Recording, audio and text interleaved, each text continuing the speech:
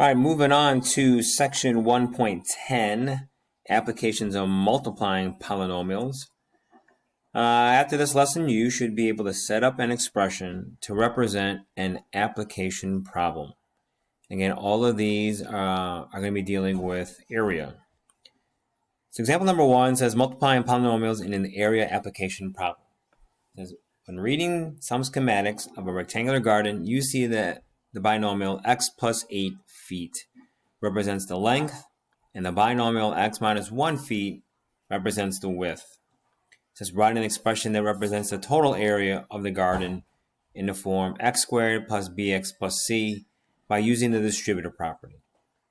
All right, so again, recall that area is equal to the length times width, right? Area of a rectangle is length times width. So to find the area of this rectangle, given these dimensions, we are going to take the value of the length, which is x plus 8, and we're going to multiply it by the value of the width, represented by the expression x minus 1. All right, so as you see here, we are multiplying two binomials. Now, again, you're looking at it, it's not one of those special cases we talked about in the previous lessons. So we're just going to have to go through our full-out FOIL. All right, so we have x squared minus 1x plus 8x minus 8. Combine like terms. And here we're left with an expression for the area of that rectangle. All right, so now we need to test that expression to see if it really does represent the area of that rectangle. So we're going to test it out by plugging in a value in for x, like for example 3. All right, so here again we know for a fact that area is length times width. So here we're going to multiply these two, right? But again, instead we're going to go ahead and plug in that value of x.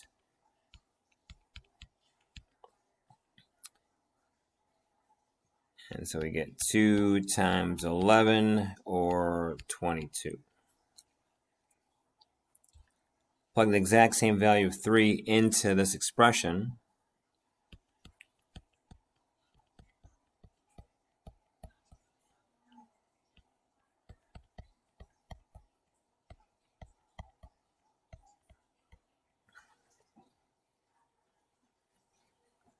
We see that we also get 22.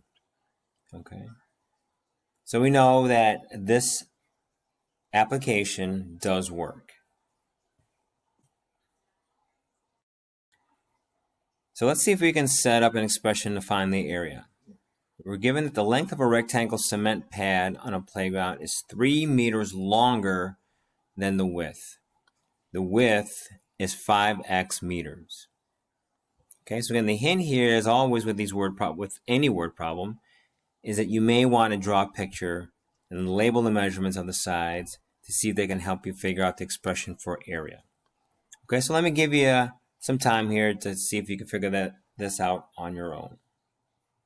Okay, when you're done, try to find parts A and B.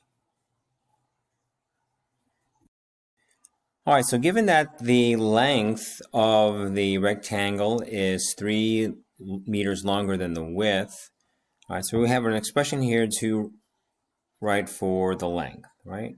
If the width is 5x, 3 meters longer than the width, 3 meters longer than that would be 5x plus 3. Okay. All right, so now that we have the appropriate expressions for both the width and the length, let's go ahead and find an expression for the area of that cement pad. We're going to take both dimensions and we're going to multiply them together. All right, so using what we learned in the previous lesson, we should end up with an expression of 25x squared plus 15x, representing the area of that cement pad. All right, so using that expression, we want to go ahead and find a numeric value for area, given that x is equal to 2. So we plug 2 in for x. do our computations, and we get the area is equal to 130 meters squared, right? So again, if we're going to put units under here, so it's meters squared as we're finding the area.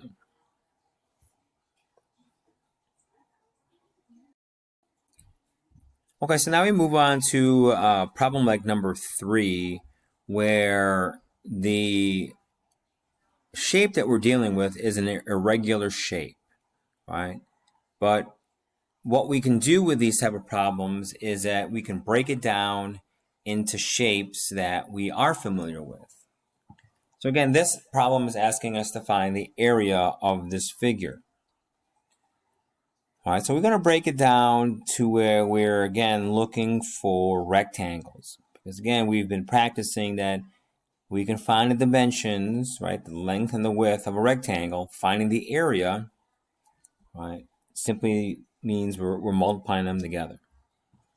All right, so now, again, you can break this up different ways. All right, so let's go and break it up this way, where I'm going to go ahead and extend this side.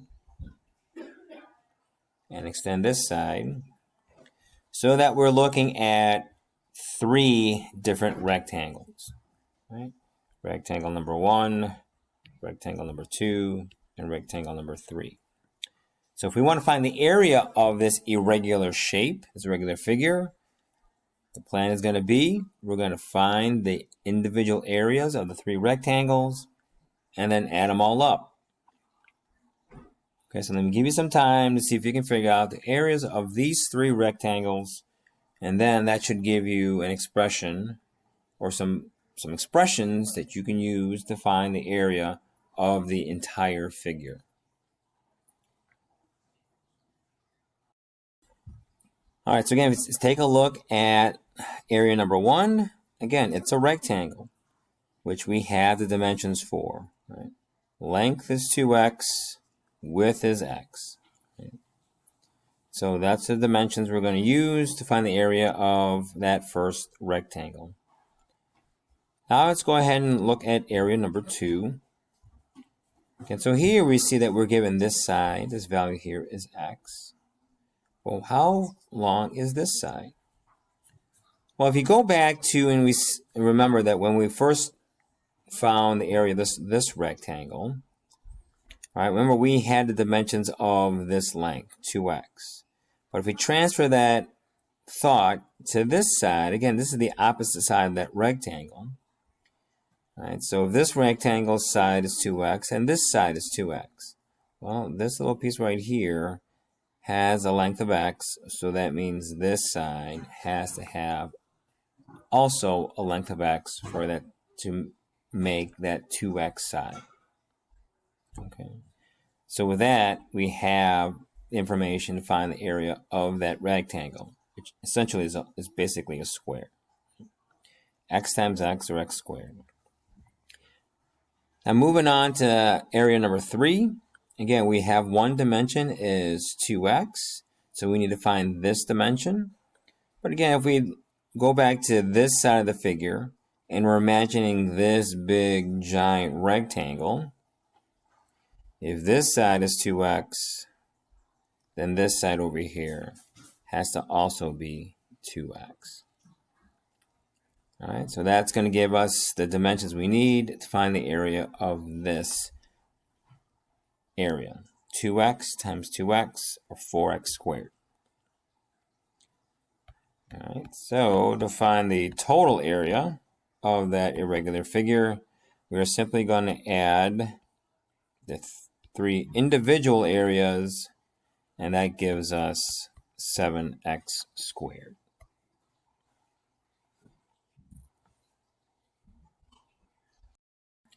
All right, so now with these last 2 problems, these are the infamous find the area of the shaded region type application problems.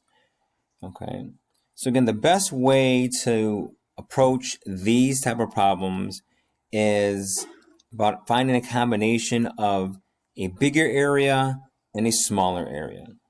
So now you notice the shaded area is this right here, right? So we want to find that value. Well, to find the value of that shaded area, we want to look at this figure. We want to look at this as a big rectangle with a little rectangle cut out of it. Okay, so this is the way you want to approach these area of the shaded regions, right? Is approach it as the cutting out of one shape from another. All right, so area of the shaded is going to be equal to the area of the big rectangle minus the area of the small.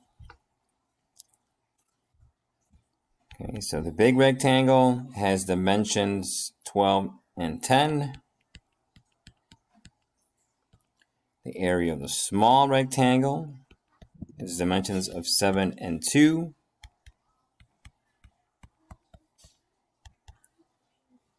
So that gives us a total area of 106 meters squared.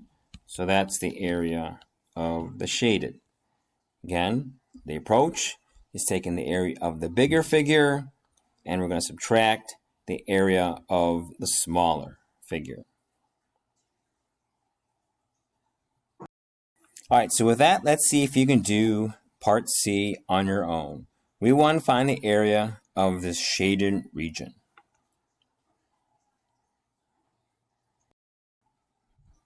All right, so again, finding the area of the shaded region, we're going to take the area of the bigger figure and we're going to subtract the area of the smaller figure. So the bigger figure has dimensions of a 9x and a 16x plus 5. So we're going to find the area of that bigger figure. We're going to multiply those together. The smaller figure has dimensions of 4x and 7x minus 2. So to find its area, we're going to multiply those together. Okay, so we set that up as one big giant expression, and we're going to go ahead and go through simplifying. So we're going to distribute the monomial through the binomial. Got this expression for the area of the big rectangle. We're going to distribute, simplify, combine like terms, and here we have an expression for the shaded region. Okay, we took the area of the bigger figure and we subtracted the area of the smaller one. All right, if you have any questions, make sure you let me know. If not, go ahead and start the homework for section 1.10.